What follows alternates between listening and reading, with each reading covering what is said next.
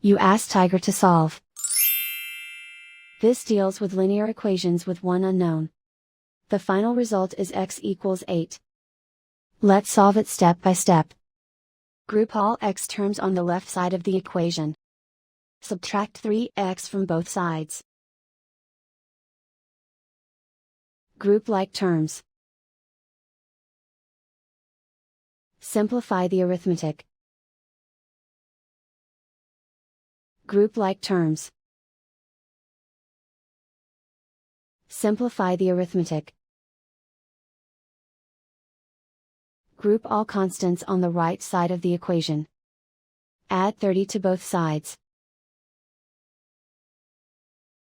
Simplify the arithmetic.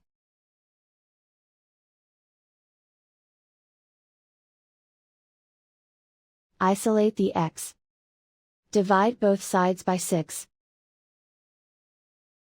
Simplify the fraction. Find the greatest common factor of the numerator and denominator.